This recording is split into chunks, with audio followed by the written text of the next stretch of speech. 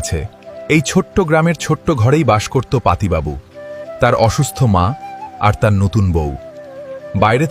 বাইরে থেকে সংসারটা সুখের মনে হলেও ভিতরে লুকিয়েছিল এক ভয়ঙ্কর কষ্টের গল্প। এই ছোট্ট গ্রামের ছোট্ট ঘরেই থাকত পাতিবাবু। অসুস্থ মাকে নিয়েছিল তার ছোট সংসার। অভাব ছিল, কিন্তু ভালোবাসা ছিল অনেক। মা, এই গ্রামে আর কষ্ট ছাড়া কিছু নাই। কাজ নাই, টাকা নাই। আমি সিদ্ধান্ত নিছি বিদেশ যাব। বাবা, তুই গেলে আমি কারে নিয়ে থাকবো? এই দুনিয়ায় তুই ছাড়া আমার আর কেউ নাই।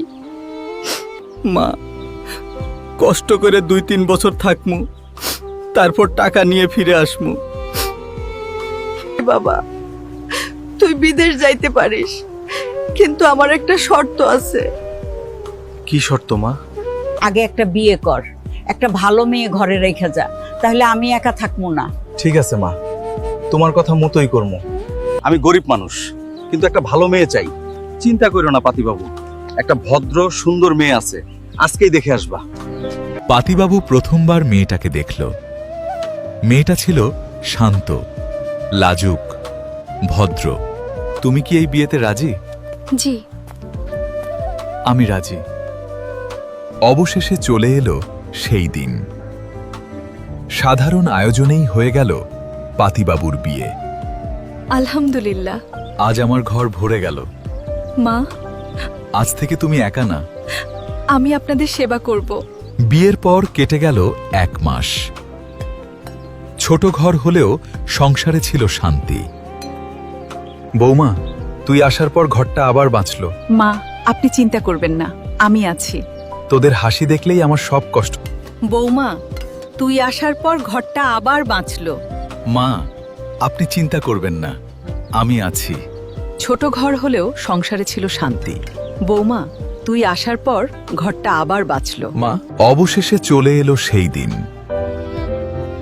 কষ্টের সংসার বাঁচাতে পাতিবাবু বিদেশ যাবে। বাবা, তাড়াতাড়ি ফিরে আয়, তোকে ছাড়া আমি থাকবো কেমনে? আপনি চিন্তা করবেন না, আমি মাকে দেখে রাখবো। বাবা, তাড়াতাড়ি ফিরে আয়, তোকে ছাড়া আমি থাকবো কেমনে? বিদেশ মানেই সুখ না। প্রতিদিন আগুনের রোদে মাথায় বোঝা তুলে কাজ করত পাতিবাবু। মায়ের জন্য, সংসারের জন্য। এই কষ্টও সহ্য করব। প্রতি মাসে কষ্টের টাকা পাঠাতো পাতিবাবু। 1 টাকাও নিজের জন্য রাখত না। কখনো উঁচু বিল্ডিংয়ের মাথায় জীবন হাতে নিয়ে কাজ করত পাতিবাবু। একটা ভুল মানেই শেষ। সারাদিন হাড় ভাঙা পরিশ্রমের পর রাতে একা বসে শুকনো ভাত খেত পাতিবাবু। আমি কষ্ট করি, সমস্যা নাই। মা আর বউ যেন ভালো থাকে। নিজে না খেয়ে সব টাকা জমাতো সংসারের জন্য। কষ্টের খাবার শেষ করে প্রতিদিন ফোন দিত পাতিবাবু। মা, তুমি কেমন আছো? আমি ভালো আছি বাবা, তুই নিজের খেয়াল রাখ। শুনছেন, টাকা শেষ হয়ে গেছে। ঠিক আছে, এখনই পাঠাইতেছি। নিজে কষ্ট করে থাকলেও সংসারে টাকা পাঠাতে কখনো ভুলতো না। মা বাউ টাকা পাঠিয়ে দিলাম। পাতিবাবুর পাঠানো টাকা পেয়ে তার বউ বদলাতে শুরু করলো। এবার নতুন ফোন কিনলাম, এখন আমি বড় টিকটক স্টার হমু। বৌমা, একটু পানি দিবি মা? একটু পরে দেন তো। বৌমা, একটু পানি দিবি মা? একটু পরে দেন তো। সংসারের দায়িত্ব ভুলে সে ডুবে গেল মোবাইলের দুনিয়ায়। ওয়াও, নতুন ফোন, এবার টিকটক করি। একদিন টিকটক করতে করতেই এক অচেনা ছেলের মেসেজ আসলো। তোমাকে অনেক সুন্দর লাগে, তোমার সাথে কথা বলতে চাই। আমি তো বিবাহিত। তবুও তোমাকে ভালো লাগে।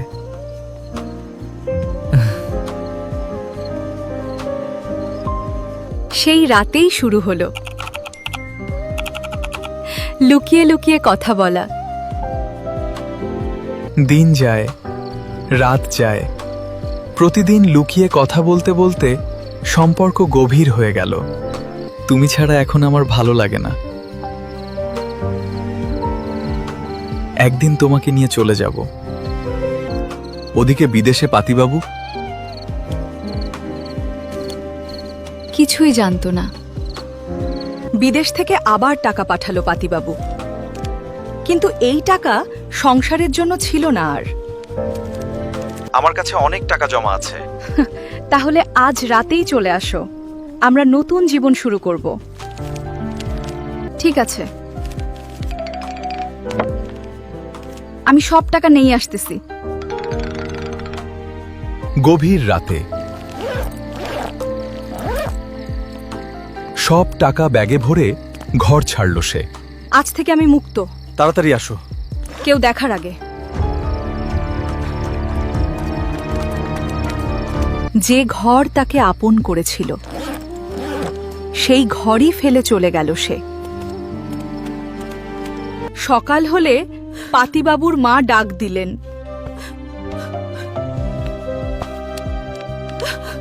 বৌমা, ও বৌমা, এই দরজা খোলা কেন? বিদেশে কাজের ফাঁকে ফোন এলো গ্রামের বন্ধুর। বন্ধু, তোর বউ সব টাকা নিয়ে পালায় গেছে। কি বলস? না, এটা হতেই পারে না। এক মুহূর্তেই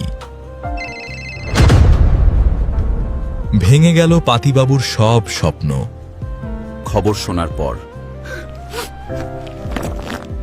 এক মুহূর্তও আর বিদেশে থাকতে পারল না পাতিবাবু। টাকা গেল যাক, আমার মা একা আছে। আমি এখনই দেশে ফিরব। Leaving all work aside, he bought a return ticket and started his journey. দীর্ঘ পথ পেরিয়ে